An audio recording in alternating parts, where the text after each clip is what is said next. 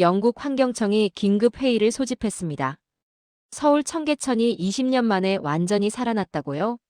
템스강은 60년이 걸렸는데 이건 불가능합니다. 제임스 윌슨 국장의 이 한마디가 유럽 수질학회를 긴장시켰습니다. 61세의 그는 템스강 복원에 30년을 바친 세계 최고 권위자였습니다. 어류종 0종에서 25종. 악취나던 콘크리트 수로가 맑은 생태 하천으로. 한국의 보고서는 그에게 도발처럼 느껴졌습니다. 하지만 서울에 도착한 그가 청계천 물속을 들여다본 순간 30년 경력의 자존심이 무너졌습니다. 50년 전 악취에 코를 막았던 그 하천. 여러분이 참고 기다린 그 세월이 기적을 만들었습니다. 지금부터 그 감동의 기록을 공개합니다. 영상 시작 전 구독과 좋아요 부탁드려요. 여러분의 작은 응원이 영상 제작에 큰 힘이 됩니다. 감사합니다. 2024년 가을, 영국 런던 환경청 본부에 한 통의 보고서가 도착했습니다. 제임스 윌슨 국장은 61세의 백발 신사였습니다. 그는 템스강 복원 프로젝트에 인생의 절반을 바친 사람이었습니다. 30년 전 악취가 진동하던 템스강을 되살리기 위해 젊음을 모두 쏟아부었습니다. 수없이 많은 밤을 연구실에서 보냈고 가족과의 저녁 식사도 포기한 날이 허다했습니다. 그 결과 템스강은 60년 만에 연어가 돌아오는 기적을 이뤄냈습니다. 유럽 전역이 그를 하천 복원에 살아있는 전설이라 불렀습니다.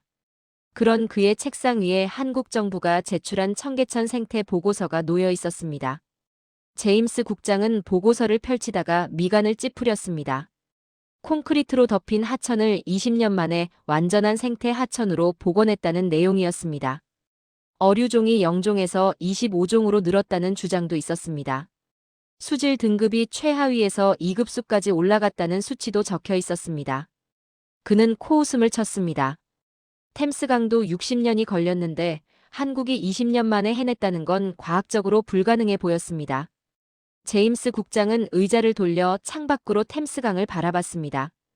그 강을 살리기 위해 영국은 천문학적인 예산과 세 세대의 노력을 쏟아부었습니다. 수많은 전문가들이 실패를 거듭했고 그 자신도 젊은 시절 몇 번이나 좌절했는지 모릅니다.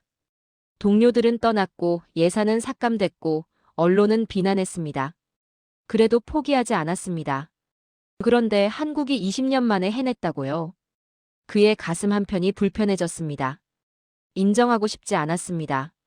동양의 작은 나라가 유럽의 60년 노력을 3분의 1 기간에 따라잡았다는 게 믿기지 않았습니다. 그것은 자신의 30년을 부정당하는 기분이었습니다. 며칠 후 국제수질학회에서 공식 연락이 왔습니다. 한국의 청계천 보고서를 검증해달라는 요청이었습니다.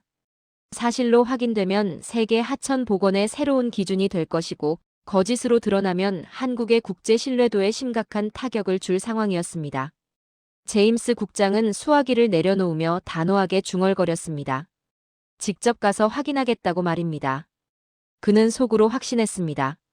분명 과장된 숫자일 것이라고. 현장에 가면 반드시 허점이 드러날 것이라고. 30년 경력의 자존심이 그렇게 속삭였습니다. 아니, 그래야만 했습니다. 비행기 표를 예매하며 그는 낮은 목소리로 혼잣말했습니다. 일주일이면 충분하다고 말입니다. 한국의 거짓을 밝혀내는데 그 정도면 넉넉하다고 생각했습니다. 다음 날 아침 제임스 국장은 청계천 상류 구간에 도착했습니다. 그는 가방에서 전문 장비들을 꺼냈습니다. 수질 측정기, 용존 산소 센서, pH 테스터. 30년간 템스강을 조사하며 사용했던 것들이었습니다. 이 장비들은 거짓말을 하지 않았습니다. 숫자는 언제나 진실을 말해주었습니다. 수많은 허위 보고서를 이 장비들로 걸러냈습니다. 박정수 교수가 옆에서 조용히 지켜보고 있었습니다. 제임스 국장은 물속에 센서를 담갔습니다. 차가운 물이 손등을 스쳤습니다. 디지털 화면에 숫자가 떠올랐습니다. 용존 산소량 8.7mg, pH 7.2, 생물화학적 산소 요구량 3.1mg. 그는 눈을 비비고 다시 확인했습니다.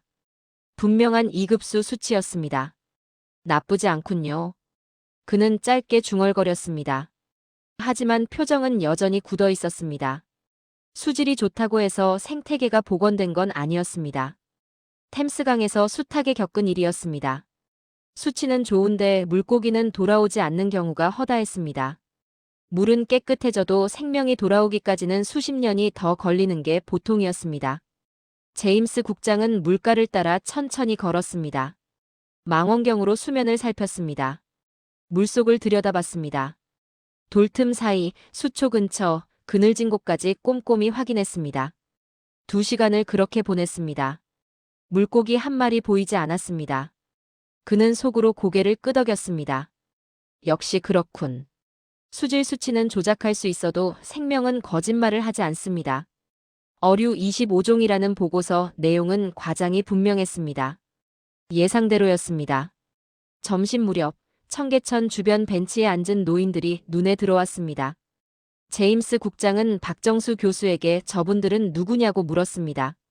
박정수 교수는 매일 이곳을 찾는 어르신들이라고 답했습니다. 청계천이 복원된 후 거의 20년째 나오시는 분들도 계시다고 했습니다. 비가 오나 눈이 오나 이 자리를 지키신다고 했습니다. 제임스 국장은 잠시 그들을 바라봤습니다. 구부정한 허리, 지팡이를 짚은 손. 그들의 얼굴에는 세월의 주름이 깊게 패여 있었습니다. 어떤 할아버지는 물가를 물끄러미 바라보고 있었고 어떤 할머니는 손주로 보이는 아이와 함께 걷고 있었습니다. 문득 궁금해졌습니다. 저분들은 옛날 청계천을 기억할까요? 박정수 교수가 고개를 끄덕였습니다. 대부분 기억하신다고 했습니다. 악취나던 시절, 콘크리트로 덮이던 시절, 고가도로가 올라가던 시절. 그 모든 것을 몸으로 겪은 분들이라고 했습니다. 젊은 시절 이곳에서 일하셨던 분들도 계시다고 덧붙였습니다. 제임스 국장은 조용히 노인들을 바라봤습니다. 저들은 어떤 심정으로 이 하천을 바라보고 있을까? 50년 전 악취를 맡았던 코로 지금 이 공기를 마시고 있을까? 그들의 눈에 비친 청계천은 어떤 모습일까? 그런 생각이 스쳤습니다. 하지만 그는 이내 고개를 저었습니다. 감상에 빠질 때가 아니었습니다. 그는 과학자였습니다. 감정이 아닌 증거가 필요했습니다. 오후 내내 청계천 중류와 하류를 조사했습니다. 수질 수치는 구간마다 양호했습니다. 하지만 어류는 여전히 보이지 않았습니다. 해가 질 무렵 제임스 국장은 수첩을 펼쳤습니다. 첫째 날 조사 기록. 수질 양호. 그러나 어류 관찰 실패. 25종 서식 주장은 과장 가능성 높음. 그는 펜을 덮으며 작게 한숨을 쉬었습니다. 내일 하루만 더 보면 결론을 내릴 수 있을 것 같았습니다. 한국의 보고서가 과장이라는 결론을 말입니다. 호텔로 돌아가는 길, 그는 창밖으로 청계천을 다시 한번 바라봤습니다. 조명이 켜진 물가를 사람들이 걷고 있었습니다. 연인들이 손을 잡고 있었고 가족들이 웃으며 사진을 찍고 있었습니다. 아름다운 풍경이었습니다. 하지만 아름다움과 생태계는 다른 문제였습니다. 그는 아직 확신하고 있었습니다. 내일이면 진실이 드러날 것이라고 말입니다. 인천공항에 도착한 제임스 국장을 한 사람이 기다리고 있었습니다. 서울대학교 환경공학과 박정수 교수였습니다. 45세의 그는 청계천 수질 모니터링 프로젝트 책임자였습니다. 한국환경부가 국제수질학회의 검증 요청을 받고 공식 가이드로 배정한 인물이었습니다. 차는 서울 도심으로 향했습니다. 제임스 국장은 창밖을 바라보며 입을 다물고 있었습니다. 고층 빌딩들이 빽빽하게 들어선 모습이 런던과는 사뭇 달랐습니다. 박정수 교수가 조심스럽게 입을 열었습니다. 청계천의 과거를 아시냐고 물었습니다. 제임스 국장은 고개를 저었습니다. 보고서의 숫자만 봤을 뿐 역사는 자세히 모른다고 답했습니다. 박정수 교수는 천천히 이야기를 시작했습니다. 1960년대 청계천은 서울에서 가장 비참한 곳이었다고 했습니다. 전쟁 후 갈 곳 없는 사람들이 하천 주변에 판자촌을 지었습니다. 공장 폐수와 생활 하수가 그대로 흘러들었습니다. 여름이면 악취가 온 동네를 뒤덮었습니다. 그때를 기억하는 어르신들은 지금도 그 냄새를 잊지 못한다고 했습니다.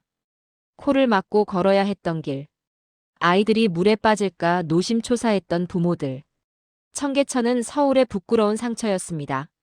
제임스 국장은 조용히 듣고 있었습니다. 박정수 교수는 말을 이었습니다. 1970년대에 정부는 청계천을 콘크리트로 덮어버렸다고 했습니다. 악취를 감추기 위해서였습니다. 그 위에 도로를 만들고 또 그 위에 고가도로까지 올렸습니다. 하천은 완전히 사라졌습니다. 사람들은 그 아래 물이 흐른다는 사실조차 잊어버렸습니다. 30년 넘게 청계천은 어둠 속에 묻혀 있었습니다. 콘크리트 아래서 썩어가는 물. 빛도 들지 않는 지하수로. 그것은 죽은 하천이나 다름없었습니다. 제임스 국장의 표정이 조금 변했습니다. 템스강도 한때 죽은 강이라 불렸습니다. 빅토리아 시대에 악취가 너무 심해서 국회의사당 회의를 중단한 적도 있었습니다. 그 기억이 떠올랐습니다. 하지만 템스강은 그래도 하늘을 보고 있었습니다. 청계천은 콘크리트관 속에 갇혀 있었습니다. 상황이 더 심각했을 수도 있겠다는 생각이 스쳤습니다. 박정수 교수가 창밖을 가리켰습니다. 저기가 청계천이라고 했습니다. 제임스 국장은 고개를 돌렸습니다. 고층 빌딩 사이로 물이 흐르는 게 보였습니다. 사람들이 물가를 따라 걷고 있었습니다. 아이들이 손을 담그며 웃고 있었습니다. 그는 눈을 의심했습니다. 저게 정말 콘크리트로 덮여있던 하천이란 말입니까? 박정수 교수는 고개를 끄덕였습니다. 20년 전까지만 해도 저 자리에는 고가도로가 있었다고 했습니다. 차들이 매연을 뿜으며 달리던 곳이었다고 했습니다. 제임스 국장은 아무 말도 하지 못했습니다. 첫인상만으로는 판단할 수 없었습니다. 하지만 무언가 예상과 다르게 흘러가고 있다는 느낌이 들었습니다. 셋째 날 새벽 제임스 국장은 박정수 교수의 제안으로 청계천 하류를 다시 찾았습니다. 박정수 교수는 어류가 이른 아침에 가장 활발하게 움직인다고 설명했습니다. 해가 뜨기 전 물 온도가 낮을 때 먹이 활동을 한다고 했습니다. 제임스 국장은 마지못해 따라 나섰습니다. 어차피 마지막 확인이라고 생각했습니다. 새벽 5시 청계천은 고요했습니다. 도시의 소음이 아직 깨어나지 않은 시간이었습니다. 물소리만 졸졸 흐르고 있었습니다. 제임스 국장은 물가에 쪼그려 앉아 망원경을 들었습니다. 30분이 지났습니다. 아무것도 보이지 않았습니다. 1시간이 지났습니다. 여전히 물고기는 없었습니다. 그는 일어서려고 했습니다. 시간 낭비라는 생각이 들었습니다. 그때 박정수 교수가 조용히 손짓했습니다. 저쪽을 보시라고 했습니다. 제임스 국장은 교수가 가리키는 방향으로 고개를 돌렸습니다. 청계천 중간쯤 돌무더기가 쌓인 곳이었습니다. 처음에는 아무것도 보이지 않았습니다. 그런데 그 순간이었습니다. 돌틈 사이로 은빛이 번쩍였습니다. 제임스 국장은 숨을 멈췄습니다. 망원경 초점을 다시 맞췄습니다. 작은 물고기 한 마리가 돌 사이를 빠져나오고 있었습니다. 몸길이 10cm 정도. 옆구리에 붉은 줄이 선명했습니다. 심장이 빠르게 뛰기 시작했습니다. 그는 천천히 망원경을 옆으로 옮겼습니다. 또 한 마리가 보였습니다. 그리고 또 한 마리. 돌무더기 주변으로 물고기들이 하나둘 모여들고 있었습니다. 10마리, 20마리. 숫자는 계속 늘어났습니다. 제임스 국장의 손이 떨렸습니다. 박정수 교수가 낮은 목소리로 설명했습니다. 저건 쉔이라고 했습니다. 한국 고유종으로 깨끗한 물에서만 사는 물고기라고 했습니다. 수질 1급수 이상에서만 서식하는 지표종이라고 덧붙였습니다. 제임스 국장은 믿을 수 없었습니다. 지표종이 있다는 건 생태계가 건강하다는 증거였습니다.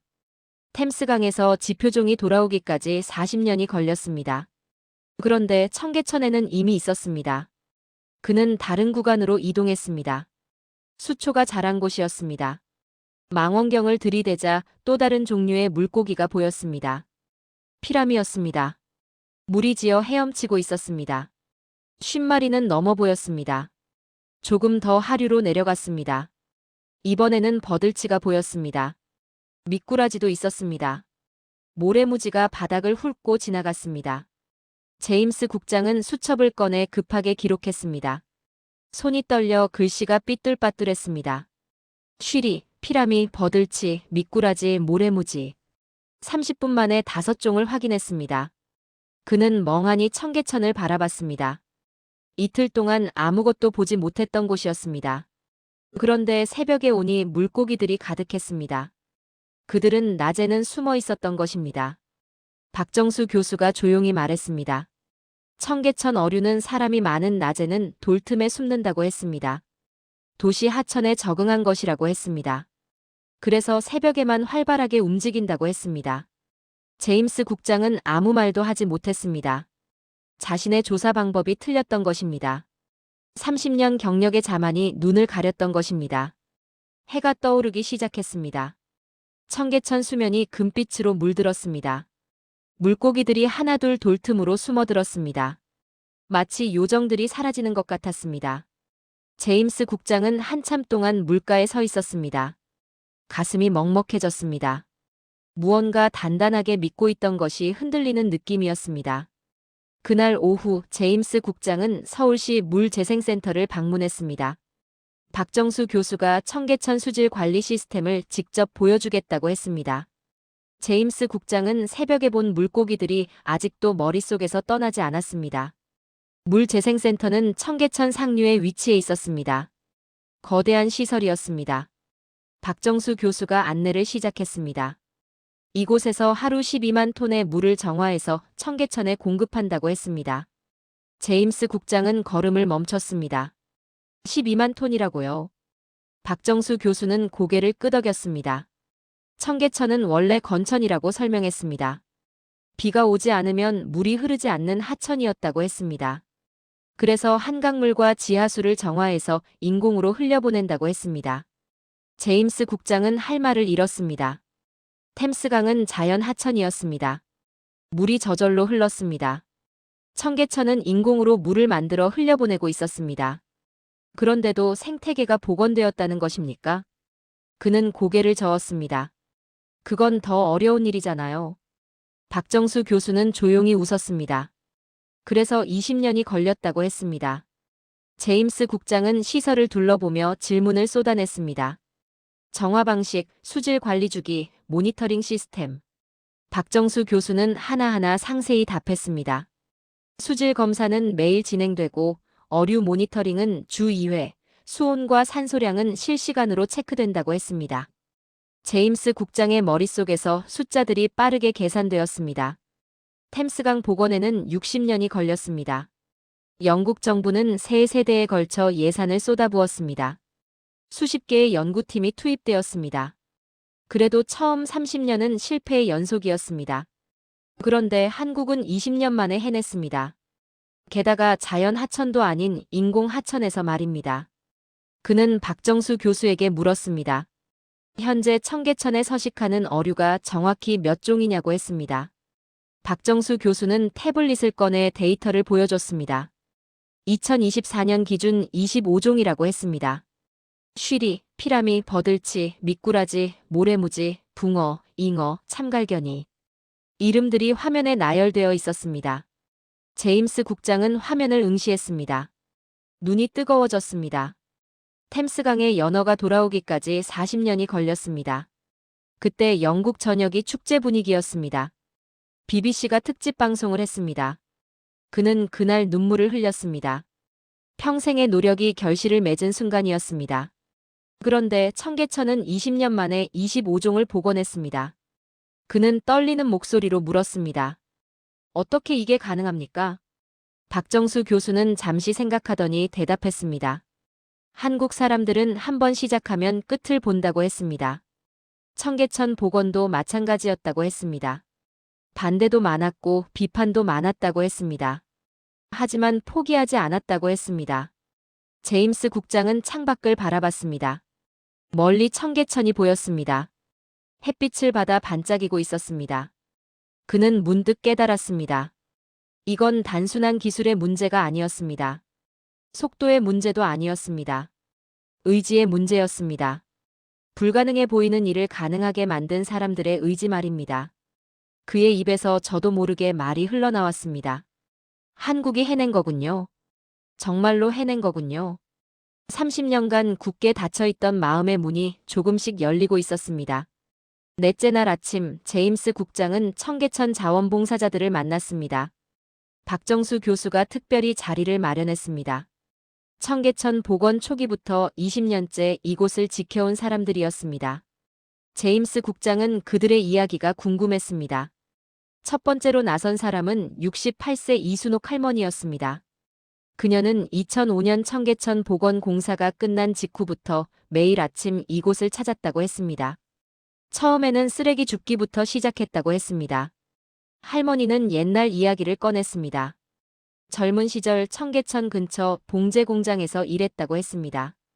그때 청계천은 악취가 진동했다고 했습니다. 여름이면 숨을 쉬기도 힘들었다고 했습니다. 점심을 먹다가도 냄새 때문에 밥을 버린 적이 한두 번이 아니었다고 했습니다.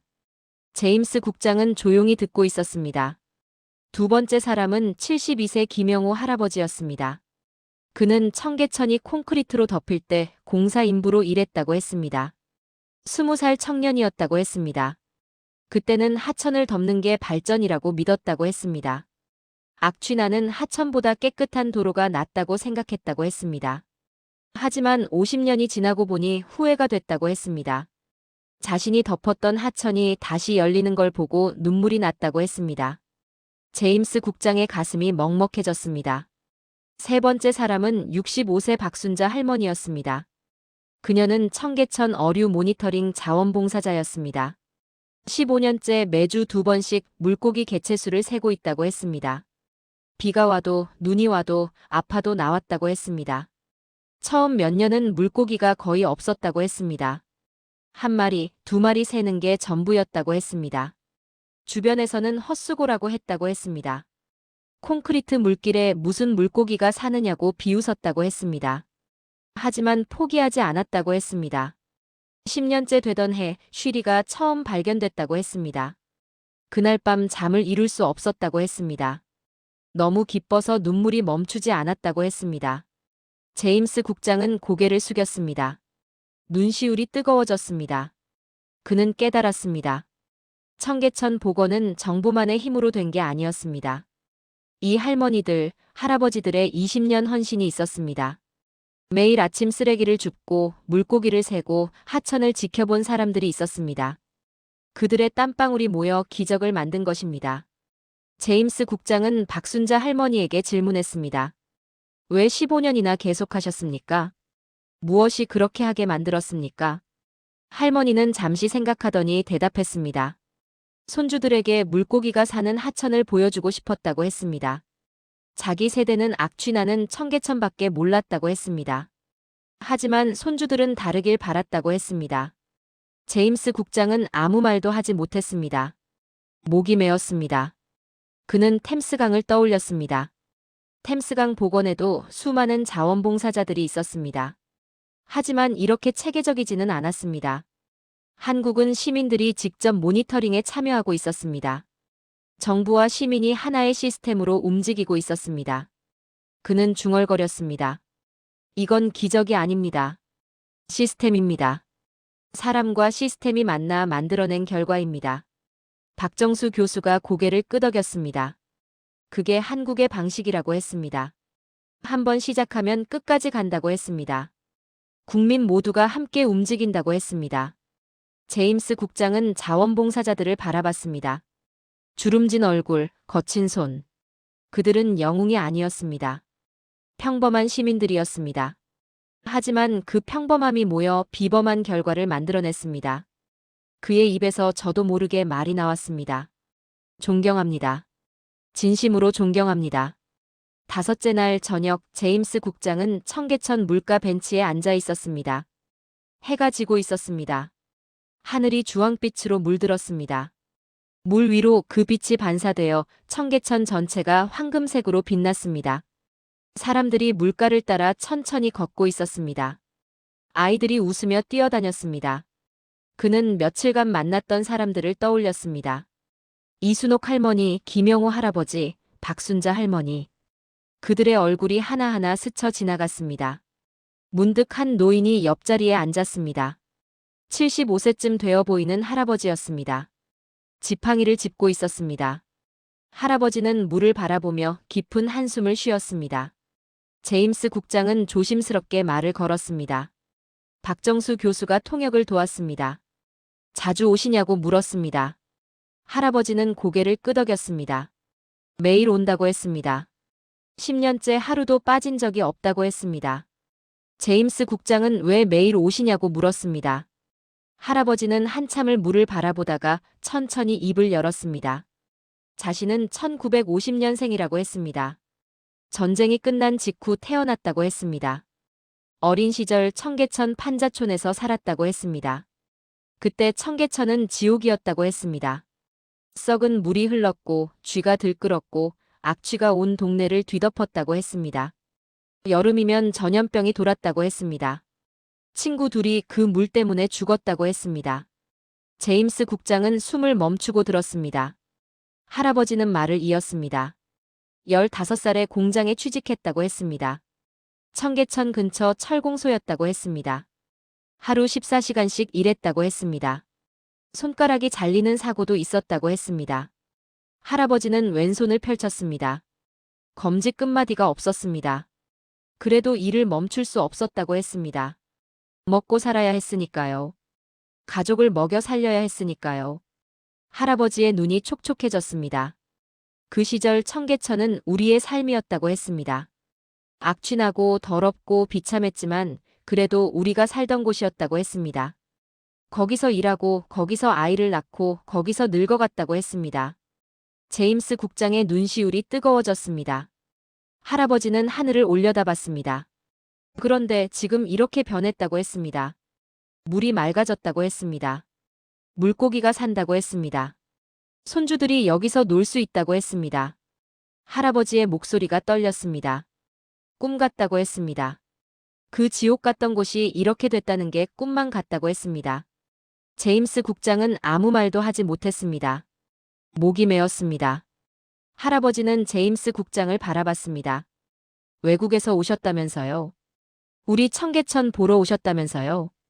제임스 국장은 고개를 끄덕였습니다. 할아버지는 미소 지었습니다. 주름진 얼굴에 환한 웃음이 번졌습니다. 고맙다고 했습니다. 이렇게 멀리서 와주셔서 고맙다고 했습니다. 우리가 고생한 보람이 있다고 했습니다. 제임스 국장의 눈에서 눈물이 흘렀습니다. 그는 깨달았습니다. 청계천 복원은 단순한 환경 프로젝트가 아니었습니다. 이 노인들의 평생이 담긴 곳이었습니다. 악취와 빈곤 속에서 젊음을 보낸 사람들. 손가락이 잘려도 일을 멈추지 않았던 사람들. 그들이 평생을 바쳐 일군 나라가 이제 그들에게 맑은 물을 선물하고 있었습니다. 제임스 국장은 할아버지의 손을 잡았습니다. 거칠고 두꺼운 손이었습니다. 평생 노동의 흔적이 남아 있었습니다. 그는 떨리는 목소리로 말했습니다. 당신들이 만든 강입니다. 당신들의 땀이 이 강을 살렸습니다. 일주일 후 제임스 국장은 영국으로 돌아왔습니다. 그의 가방에는 청계천에서 촬영한 수백 장의 사진이 담겨 있었습니다. 새벽녘 돌틈 사이를 헤엄치는 쉬리. 황금빛 석양 아래 빛나는 물길. 주름진 얼굴로 물가를 바라보던 노인들의 모습. 그리고 왼손 검지 끝마디가 없는 할아버지의 손. 그 사진들이 가슴 깊이 남아 있었습니다. 귀국 사흘 후 런던 환경청 본부에서 긴급 회의가 소집되었습니다. 유럽 각국의 환경 전문가 50여 명이 모였습니다. 독일, 프랑스, 네덜란드, 스웨덴에서 하천 복원 책임자들이 왔습니다. 모두 제임스 국장의 검증 결과를 기다리고 있었습니다. 제임스 국장이 단상에 올랐습니다. 회의실이 조용해졌습니다. 그는 떨리는 목소리로 말을 시작했습니다. 저는 한국의 거짓을 밝히러 갔습니다. 30년 경력의 자존심을 걸고 허점을 찾으려 했습니다. 템스강도 60년이 걸렸는데 한국이 20년 만에 해냈다는 게 믿기지 않았습니다. 하지만 제가 틀렸습니다. 회의실의 술렁임이 일었습니다. 제임스 국장은 화면에 사진을 띄웠습니다. 새벽 청계천의 모습이었습니다. 쉬리가 돌틈 사이를 헤엄치고 있었습니다. 피라미드가 수초 사이를 지나가고 있었습니다. 버들치와 미꾸라지가 바닥을 훑고 있었습니다. 그는 설명했습니다. 콘크리트로 덮여있던 죽은 하천이 20년 만에 25종의 어류가 사는 생태 하천으로 변했다고 했습니다. 템스강은 60년이 걸렸는데 한국은 3분의 1 기간에 해냈다고 했습니다.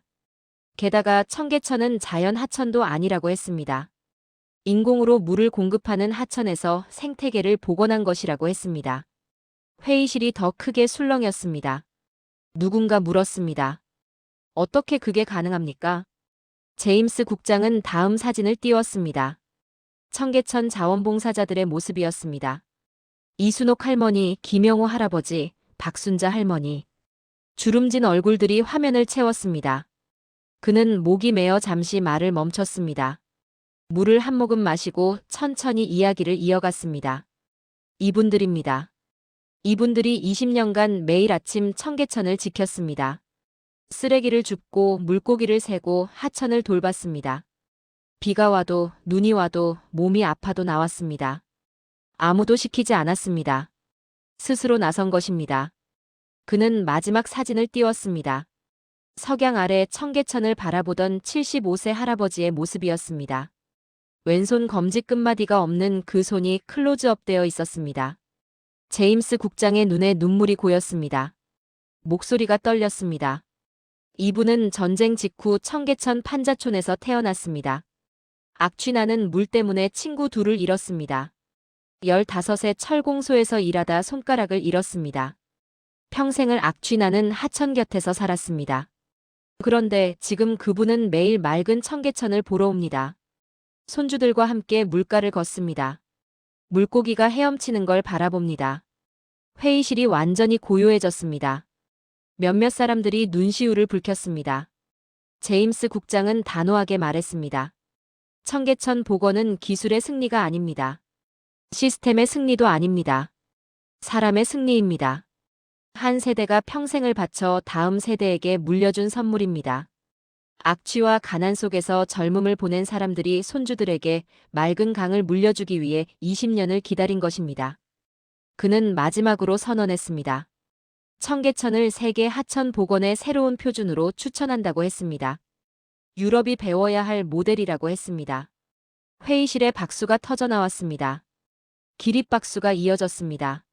한 달 후 국제수질학회는 청계천을 세계 도시 하천 복원 우수 사례로 공식 등재했습니다. 150개국 환경부 관계자들이 청계천 현장 견학을 신청했습니다. 2025년 봄, 제임스 국장은 다시 서울을 찾았습니다. 이번에는 검증이 아니라 감사를 전하기 위해서였습니다. 청계천 물가에서 그는 다시 그 75세 할아버지를 만났습니다. 할아버지는 여전히 매일 이곳을 찾고 있었습니다. 제임스 국장은 할아버지의 거친 손을 꼭 잡았습니다. 그는 말했습니다. 전 세계가 당신들을 존경합니다. 악취나는 하천 곁에서 평생을 일한 당신들. 그 고생이 헛되지 않았습니다. 당신들이 만든 강이 이제 세계의 모범이 되었습니다. 할아버지는 환하게 웃었습니다. 주름진 얼굴에 눈물이 흘렀습니다. 청계천 위로 봄바람이 불었습니다. 물 위에 벚꽃잎이 떨어졌습니다. 맑은 물속에서 물고기들이 유유히 헤엄치고 있었습니다. 여러분이 흘린 땀이 이 강을 살렸습니다. 여러분이 자랑스러워하셔도 됩니다.